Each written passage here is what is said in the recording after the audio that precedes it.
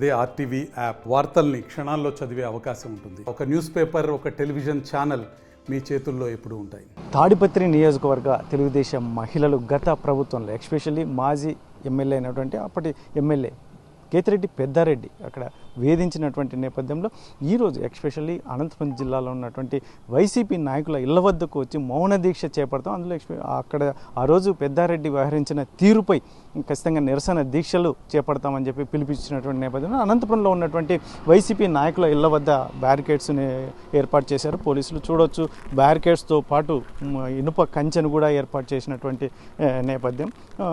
ఇటువంటి పరిస్థితుల్లోనే ఇక్కడైతే మాత్రం అప్రమత్తమైనటువంటి పరిస్థితి. పోలీసులు కావచ్చు, ఇటు నాయకులను కూడా అప్రమత్తం చేసి మీ ఇళ్ల వద్ద ఇక్కడ వారి నిరసన కార్యక్రమం ఉంటుంది అన్నట్టుగా కూడా చెప్పినటువంటి నేపథ్యంలో రోజైతే మాత్రం ముందస్తుగానే ఇక్కడ పోలీసులు బ్యారికేడ్స్, ముళ్ళ కంచెను ఏర్పాటు చేశారు.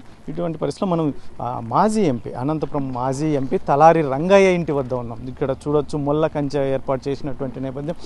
మరి రంగయ్య ఏం చెప్తారు, అసలు ఎందుకు ఇటువంటి కార్యక్రమం అనేది కూడా ఆయన మాటల్లో వినే ప్రయత్నం కూడా చేద్దాం. ఇటువంటి పరిస్థితుల్లో మరి ముళ్ళ కంచె అనేది ఏర్పాటు చేయడము, ఇదంతా కూడా తెలుగుదేశం తాడిపత్రి మహిళలు వస్తున్నటువంటి నేపథ్యంలో ఈ కార్యక్రమాలు జిల్లాలో ఎస్పెషల్లీ అనంతపురం హెడ్ క్వార్టర్లో ఉన్నటువంటి వైసీపీ నాయకుల ఇళ్ల వద్ద ఇటువంటివి ముందస్తుగా ఏర్పాటు చేసినటువంటి పరిస్థితి. అయితే మనం తలారి రంగయ్య ఇంటి వద్ద ఉన్నాం. చూడవచ్చు, ఈ ఇంటి వద్ద కూడా ఎవరు కూడా సెక్యూరిటీ కానీ లేదంటే వైసీపీ నాయకులు కానీ ఇప్పుడు ఇంతవరకు అయితే లేరు. మరి ఏం చెప్తారు ఆ తలారి రంగయ్య గారు, ఏం చెప్తారు ఆయన మాటల్లో వినే ప్రయత్నం చేద్దాం. అయితే మాత్రం ముందస్తుగానే ఈ ఏర్పాట్లు అయితే మాత్రం పోలీసులు ముందస్తుగా చేపట్టిన చర్యల మీద మరి ఏం మాట్లాడతారు, ఎస్పెషల్లీ పోలీసు అధికారులు కూడా ఏం మాట్లాడే అవకాశం ఉంటుంది, వాళ్ళని కూడా కలిసి ఆర్టీవీ ముఖ్యంగా వారి వివరణ కూడా తీసుకునే ప్రయత్నం చేస్తుంది.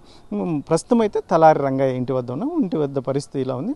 మరి మాజీ ఎంపీతో మాట్లాడే ప్రయత్నించారు. గత వైసీపీ ప్రభుత్వంలో తాడిపత్రి నియోజకవర్గంలో అప్పటి ఎమ్మెల్యే పెద్దారెడ్డి అక్కడ తెలుగుదేశం మహిళలను వేధించారంటూ ఈ మధ్యకాలంలో ఎస్పెషల్లీ అనంతపురంలో ఉన్నటువంటి వైసీపీ లీడర్ల ఇంటి వద్దకు వచ్చి నిరసన కార్యక్రమం చేపడతామని చెప్పినటువంటి నేపథ్యంలో ఇక్కడ అనంతపురంలో వైసీపీ లీడర్ల ఇంటి వద్ద కూడా పోలీస్ పికెట్ ఏర్పాటు చేసినటువంటి పరిస్థితి. ఇక్కడ ముఖ్యంగా ఇక్కడ కంచెను కూడా ఏర్పాటు చేసినటువంటి పరిస్థితి. మరి ఇటువంటి పరిస్థితుల్లో మాజీ ఎంపీ రంగయ్య గారు మనతో ఉన్నారు. ఏం చెప్తారు ఆయన మాట్లాడే ప్రయత్నం? సరే, ఏంటి సార్ ఈరోజు ఇంటి దగ్గర పోలీసులు అయితే మొత్తం అంతా కంచె వేశారు. తాడిపత్రి నుంచి తెలుగుదేశం మహిళా లీడర్లు కూడా రాబోతున్నారని చెప్తున్నారు. ఏంటి సార్?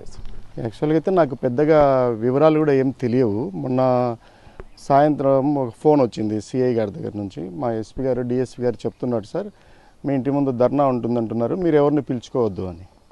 ఎవరిని అక్కడ మీరు మళ్ళా నియోజకవర్గాల నుంచి కానీ గ్రామాల నుంచి కానీ పిలుచుకోవద్దు అన్నట్టుగా ఆయన చెప్పారు. మామూలు కూడా మాకు అట్లా జన సమీకరణ చేసి ఇండ్ల దగ్గర పెట్టుకునే అలవాటు లేదు కాబట్టి అట్లా చేయలేంపా అని చెప్పాను. నిన్న వచ్చి కంచె చేశారు. ఎందుకు ఇలా జరిగింది అని ఆలోచన చేస్తే నేను ఎక్కడో పెద్దారెడ్డి గారికి మద్దతుగా నేను ఎస్పీ గారిని కలిశాను అని. ఎస్పీ గారిని కలిసినది నేను ఒక్కరిని కలవలేదు, మేమంతా కలిసాము.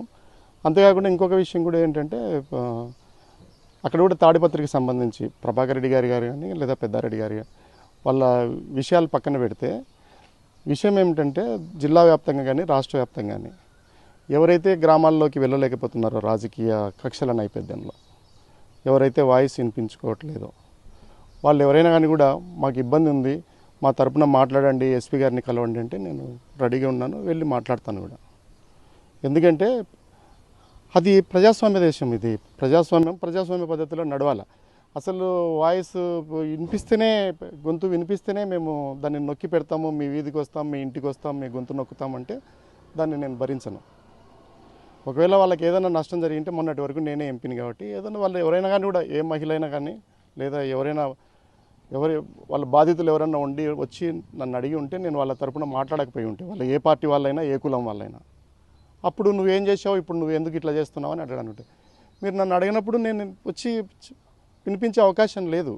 కానీ ఇప్పుడు జరుగుతున్నది ఏంటంటే మీరు అర్థం కావట్లేదు, మీకే మీ మెజారిటీల మీదే మీకే డౌట్ వచ్చేంత పెద్ద ఎత్తున ప్రజలు మిమ్మల్ని గెలిపించారు. మేము కూడా బయట తిరగలేనంత పరిస్థితుల్లో మేము ఉన్నాం. మీకు ఎలా వచ్చాయి అనేది మళ్ళీ నెమ్మదిగా ఏమైనా జరిగినాయా అని ఇప్పుడిప్పుడే మాకు డౌట్లు వస్తున్నాయి ఈవీఎంల పైన. ఎందుకంటే 100% మెజారిటీ వస్తుంది అనుకున్న చోట కూడా మీకు 100% మెజారిటీలు వస్తాయి. ఇంత పెద్ద ఎత్తున మిమ్మల్ని గెలిపించిన తర్వాత మీరు పాలన మీద దృష్టి పెట్టాలా? మీరు రివర్స్ పాలన చేస్తున్నారు. మీరు ప్రతిపక్షంలో ఉన్నట్టుగా మీరు ధర్నాలు చేస్తాము, ఆందోళనలు చేస్తాము, నాయకుల ఇల్లు ముట్టడిస్తే ఇదేం పద్ధతులు? పోలీస్ స్టేషన్ల మీదకి వెళ్తాము, ఆఫీసర్లను తిడతాము. పాపం వాళ్ళు ఉద్యోగస్తులు కూడా ఎంత ఇదిగా వేశారంటే, నేను తోటి ఉద్యోగస్తుని మొన్నటి వరకు అని కూడా నాతో కలిసి పనిచేసిన వాళ్ళు కూడా ఓట్లు వేయలేదు. అంత పెద్ద ఎత్తున మిమ్మల్ని మరి మీరు సిపిఎస్ రద్దు చేస్తారో లేదో తెలియదు, కనీసం గౌరవం అన్న ఇవ్వండి. ఇప్పుడు మీ పత్రికలే చూపిస్తున్నాయి. అసలు ఆ ఫ్రంట్ పేజీలో చూస్తుంటే నాకు చాలా ఆశ్చర్యంగా ఉంది. మీరు ఒక కేక్ కటింగ్కి అందరు కలిసి చప్పట్లు కొట్టించుకుంటున్నారు, బూతులు తిడుతున్నారు, నాయకులని పోలీస్ స్టేషన్ల మీదకి పోతున్నారు. మీరు ఏం చేస్తున్నారప్ప? మీరు అది ఆలోచన చేసుకోండి. ఇంకొక మాట కూడా ఏంటంటే, ఎవరం కూడా మాట్లాడలేని పరిస్థితి, అంటే ఒక్కరం కూడా గెలవలేదు మేము ప్రజల తరఫున మాట్లాడడానికి కూడా. ఎందుకంటే అంత పెద్ద ఎత్తున మిమ్మల్ని నమ్ముకొని వాళ్ళు వేస్తే వాళ్ళని ఎందుకు ఇబ్బంది పెడతారు? ఒక చిన్న పార్టీలో చేరామని చెప్పేసి కళ్యాణదుర్గంలో జరిగిన సంఘటన చెప్తాను. ఒక బీసీ సోదరుడికి కండువ వేసేసి అతను కండువ తీసినాడని చెప్పి, తెలుగుదేశం కండువ తీసేసినాడని చెప్పి అతని మీద ఎస్సీ ఎస్టీ కేసు పెడితే ఆ తల్లి, ఆయన భార్య తట్టుకోలేకపోయింది. రోజు పోలీస్ స్టేషన్ తీసుకుపోయి కూర్చోబెడుతూ ఉంటే, తీసుకుపోతుంటే ఆ బిడ్డను, పసిబిడ్డను చంపేసి ఆమె చనిపోయింది, ఆత్మహత్య చేసుకుంది. ఇంత ఘోరంగా ఉంది పరిస్థితి. ఇప్పుడు మళ్ళీ ఇంతకంటే ఇంకా మెజారిటీలు ఏం చేసుకుంటారు? ఏమైనా డబల్ వస్తాయా? లేకపోతే ఏమన్నా 5 ఏళ్ళ రాజ్యాంగం మారిన మీకు ఏమైనా 50 ఏళ్ళకు మారుతుందా? ఏం చేసుకుందాం అనుకుంటున్నారు? అందువల్ల మీరు అర్థం చేసుకోండి. ఏదైనా మీకు ఇబ్బందులు ఉంటే అప్పుడు నాతో మాట్లాడింటే నేను మాట్లాడిండేవాడిని, ఖచ్చితంగా మాట్లాడిండేవాడిని. ఇప్పుడు కూడా ఇబ్బందులు ఉంటే వచ్చి మాట్లాడండి. నా ఇంటి మీద ఎప్పుడు కూడా ఒక పోలీసు కూడా ఎప్పుడు లేని పరిస్థితుల్లో నేను బతికాను 5 ఏళ్ళు. నా వెహికల్ కూడా స్టిక్కర్ పెట్టుకొని బతకలేదు నేను. నా ఇంటి ముందుకు వచ్చి ధర్నాలు చేస్తామని ఇట్లా ఫ్లెక్స్లు మొదటిసారి మా వీధిలో కూడా ఎందుకు ఇట్లా అని అడుగుతున్నారు. ఎందుకో నాకే తెలియని పరిస్థితుల్లో ఉంది. అందువల్ల కేవలం తాడిపత్రి ఒక విషయమే కాదు, నాకు రాష్ట్ర వ్యాప్తంగా, జిల్లా వ్యాప్తంగా ఉన్న ఇష్యూ. మొన్న కూడా అసలు చంపేసి పసికందు ఇంత 11 ఏళ్ళ పాప, ఇప్పుడు కలకత్తాలో జరుగుతున్న దానికి ముచ్చు మరికి ఏం తేడా ఉంది? కనీసం అక్కడైనా శవం దొరికింది, ఇక్కడ శవం కూడా లేకుండా చేసినారు. ఇదే నాయకులు అదే కమ్యూనిటీ లేదా అదే బీసీలు అని చెప్పేసి గోరంట్లలో జరిగినప్పుడు ఎంత గొడవ చేశారు, అదే ఎస్సీలు అని చెప్పేసి ఇక్కడ అనంతపురంలో జరిగినప్పుడు ఎంత గొడవ చేశారు. ఇట్లా అందరు బిడ్డలే కదప్పా, అందరు బిడ్డలే కదా. మీరేమో డబ్బులు ఇచ్చేసి శవాల మీద అనుమానం ఉన్న, ఆత్మహత్యలుగా అనుమానం ఉన్న దానిల మీద కూడా మీరు డబ్బులు ఇచ్చేసి నోర్లు మూపిస్తున్నారు. శవాలను కూడా దొరకకుండా చేసేసి మీరు డబ్బులు ఇస్తున్నారు. కరెక్టే, వాళ్ళకి ఆ పేదరికమో లేకపోతే అమాయకత్వమో అజ్ఞానమో లేకపోతే ఎదుర్కొనే శక్తి లేకుండా తీసుకుంటున్నారు. కడుపుకోత ఉంటుంది. వాళ్ళ స్థితిలో మీరు కూడా మీ పిల్లల్ని, మన కుటుంబంలో ఉండే పిల్లల్ని కూడా మీరు గుర్తుపెట్టుకోండి. ఒకవేళ మనం అట్లనే ఉంటే అట్లా చేస్తామని. మంచి పరిపాలన ఇవ్వండి, శాంతి భద్రతలు కల్పించేటట్టుగా చూడండి, ఎవరి పనులు వాళ్ళు చేసుకునేటట్టుగా చూడండి. అందుకు మీకు ఇచ్చింది. ఒకవేళ మేము ఏదైనా పొరపాట్లు చేసి ఉంటేనే మీరు మళ్ళీ తిరిగి చేస్తామంటే, మేము పొరపాట్లు చేసి ఉంటేనే ప్రజలు మాకు సెలవు ఇచ్చినారు, మళ్ళీ మీకు సెలవులు ఇస్తారు ఇక. అందువల్ల మీరు పొరపాట్లు చేసినామని మీరు అనుకున్నప్పుడు ఆ పొరపాట్లు మీరు చేయకండి. మమ్మల్ని మించి మీకు మెజారిటీలు ఇచ్చినప్పుడు మీరు అవి కాపాడుకోండి. అంతేకాకుండా వీటి మీద ఉపయోగించుకోకండి. వాళ్ళ పోలీసులను కానీ ఇంకొకరిని కానీ మా మీదకి ఇలా చేయకండి.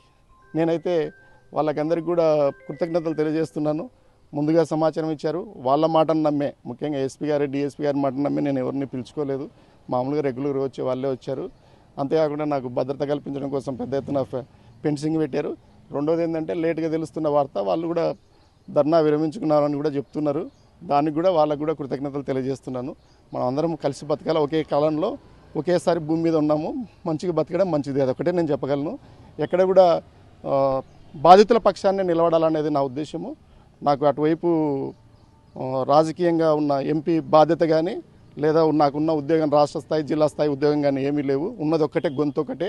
ఈ గొంతు మాత్రము ఎవరైతే బాధితులు నాకు తెలియజేస్తారో, ఆశ్రయిస్తారో, మద్దతుకు నిలవడమంటారో, అది రాష్ట్ర వ్యాప్తంగా కావచ్చు లేదా జిల్లా వ్యాప్తంగా కావచ్చు, నేనైతే నిలబడుతూనే ఉంటాను. నా గొంతు నొక్కే ప్రయత్నం మీరు చేస్తే నేను ఇంకా పెద్ద ఎత్తునే గొంతు సవరించుకొని మాట్లాడతాను. కానీ నేనైతే ఈ విషయంలో రాజీ లేదు.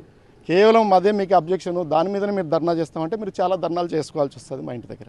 సార్, ఎస్పెషల్లీ మీరు ఈవీఎం అంశం అనేది మొట్టమొదటిసారి మాట్లాడుతున్నారు. గతంలో కూడా కేతిరెడ్డి, ఎందుకంటే ధర్మవరం మాజీ ఎమ్మెల్యే కేతిరెడ్డి వెంకటరామరెడ్డి గారు కూడా మాట్లాడినటువంటి అంశం ఏంటి సార్? దీని మీద ఏమైనా నివృత్తి అనేది ఉంటుందా? నిజంగానే ఇప్పుడు ఈవీఎంల విషయానికి వచ్చినప్పుడు మాట్లాడకూడదని అనుకున్నాం. ప్రజా తీర్పును ఖచ్చితంగా భరించి దాన్ని గౌరవంగా స్వీకరించాలి అనుకున్నాం. కానీ పెద్ద ఎత్తున డౌట్ వస్తుంది గ్రామాల్లోకి వెళ్తూ ఉంటే. గ్రామాల్లో ఖచ్చితంగా రావాల్సిన చోట కూడా రాకుండా ఉన్న పరిస్థితుల్లో. అంతేకాకుండా ఎక్కడ నాకు పెద్ద డౌట్ వచ్చిందంటే, వాళ్ళు మెజారిటీలు ముందే చెప్పారు, ఇంత మెజారిటీ వస్తుంది. ఒకటికి బెట్టింగ్ కూడా ఎలా అడిగారు, 1కి 2, 1కి 3, 4 కూడా తీసుకున్నారు. వాళ్ళకి ఆ ముందే అంత పెద్ద ఎత్తున మా రాజకీయ పండితులు ఎవరు ఉన్నారు. నేను కూడా స్వయంగా ఆ రోజు 100 బూతుల్లో తిరిగితే నేను గెలుస్తాననే నమ్మకంతోనే కానీ ఓడిపోతాననే ఎక్కడ కూడా నాకు అనిపించలేదు. ఇప్పుడు స్వయంగా నాకే అనిపించినప్పుడు ఈ పక్కన బెట్టింగ్ రాయళ్ళకి ఎట్లా తెలిసింది అంత ఖచ్చితమైన ఇది అనేది డౌట్ వస్తుంది. అంతేకాకుండా ఇప్పుడు జరుగుతున్న అంశాలు ఇప్పుడు ఒంగోలులో కానీ లేదా బెల్లాన చంద్రశేఖర్ విజయనగరంలో చేస్తున్నా కానీ కూడా మేము కూడా అదే దారిన పడితే బాగుంటుందని నేను కూడా ఆలోచన చేస్తున్నాను. ఎందుకంటే మాకు ఖచ్చితంగా రావాల్సిన గ్రామాల్లో రావాల్సిన బూతుల్లో కూడా రాని పరిస్థితి ఉంది కాబట్టి అందువల్ల డౌట్ వస్తుంది. వాళ్ళకు కూడా డౌట్ వస్తుంది. వాళ్ళు కూడా వీళ్ళు ఇంతమంది మాట్లాడుతున్నా వీళ్ళు కూడా ఎవరు తెలుగుదేశం వాళ్ళ దాని గురించి మాట్లాడట్లేదు. ఎందుకంటే బెనిఫిట్ ఆఫ్ డౌట్ ఉంది, మాకు ఉంది దాని మీద. చూద్దాం ఇంకేం జరుగుతుంది. ఇంకో కొంతకాలం గడిస్తే ఇంకా క్లారిటీ వస్తుంది. ఎప్పుడైతే ఒకటైతే నిజం మనం అందరం కూడా తెలుసు, ఈ దేశమే సత్యమేవ జయతే అనే దాని మీద నడుస్తుంది. ఎప్పుడు కూడా ఏదైతే సత్యం ఏదైతే ఉంటుందో అది బయటకు వస్తుంది, అదే విజయం సాధిస్తుంది. ట్రూత్ ఆల్వేస్ ట్రంప్స్ అంటారు, అది ఎప్పుడు అది జరుగుతుంది. అందువల్ల టైం పట్టొచ్చు అంతే. ఒకవేళ నిజంగానే అలాంటివి జరిగి ఉంటే ఆ బెల్లు అధికారులవి కానీ మాకు ఉండే డౌట్లు రోజుకు పెరుగుతున్నాయి. ఆ రోజు అడిగితే మూర్ఖంగా కానీ లేదా ఇంకా కొట్టిపడేసాము. నేనే స్వయంగా అధికారిగా కూడా పనిచేశాను కాబట్టి అవి ఎలా పనిచేస్తాయో కూడా తెలుసు కాబట్టి. కానీ ఉండే కొద్దీ డౌట్ వస్తున్నాయి. ముఖ్యంగా ఆ బ్యాటరీలో ఛార్జ్ అట్లా ఎందుకు ఉంది అనేది కూడా ఇప్పటికీ డౌట్ ఉంది. అంత తొందరగా వాటిని కాల్చి పడేయాల్సిన పని ఉంది. ఇంకోటి కూడా ఏంటంటే యూవీ ప్యాట్లు ఉన్నాయి కాబట్టి వాటిని ఏమైనా లెక్కించడానికి ఎక్కడైనా స్టార్ట్ చేస్తే లెక్కించమని చెప్పడానికే మళ్ళీ ప్రయత్నం చేస్తాం. ఒకవేళ దానికి ఏదైనా వీలుంటే ఆ ప్రొసీజర్ ఏదో కనుక్కుంటాం.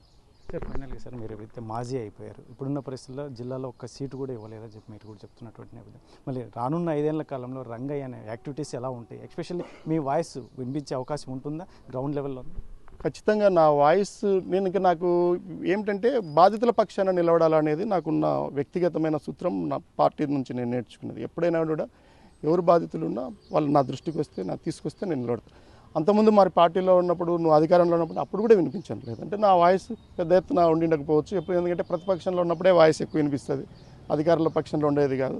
ప్రజలు అలాగే చేసుకున్నారు. మరి ఇప్పుడు ఒకరో ఇద్దరినన్నా పెట్టుకొని ఉంటే వాళ్ళు వాళ్ళ తరపున నిలబడడానికి వీలు ఉండేది.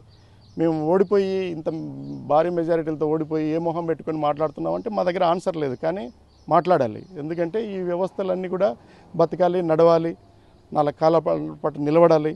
అవే కాపాడతాయి. లేదంటే గ్రామాల్లోకే పోనివ్వము, పొలాలు దున్నుకొనివ్వము, మా కండువలే వేసుకోవాలా? ఇవేం పద్ధతులు అవి? ఇప్పుడు ఇంత వచ్చిన తర్వాత మళ్ళీ ఏం చేసుకుంటారు మీరు? ఇప్పుడు 50,000, 40,000, 90,000 కూడా మెజారిటీలు వచ్చిన తర్వాత మీరు మళ్ళీ కొత్తగా చేర్చుకొని ఏం చేసుకుంటారు? ఎక్కడుంది మీకు ఆ స్థలం? ఎక్కడుంది?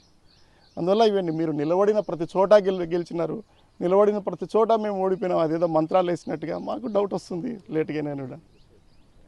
అందువల్ల ఇప్పుడు ఓడిపోయిన మాట నిజమే, కానీ ప్రజల పక్కన నిలబడతాం అనేది కూడా నిజం, అంతే నిజం.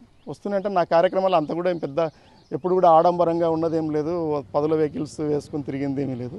మామూలుగానే ఉంటుంది. నిరాడంబ ఎట్లా ఉంటుందో అలాగే ఉంటుంది. ఎవరైనా వచ్చి అడిగితే నా పరిజ్ఞానం మేరకు, నాకున్న శక్తి మేరకు నేను వాళ్ళకి అండగా నిలబడతాను.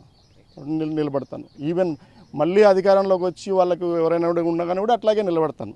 కానీ ప్రజల్లో ఏంటంటే నేను గట్టిగా నమ్ముకున్నది ఏంటంటే ఎంతో కొంత ప్రతిపక్షానికి కూడా కొంత అవకాశం ఉంటే అప్పుడు వాళ్ళు ఉండేటప్పుడు కూడా నేను కోరుకున్నాను. క్వశ్చన్ చేసేవాళ్ళే లేక ప్రశ్నించడానికే వీలు లేకుండా చేస్తే ఎవరు మాట్లాడతారు? అది చాలా సమస్య.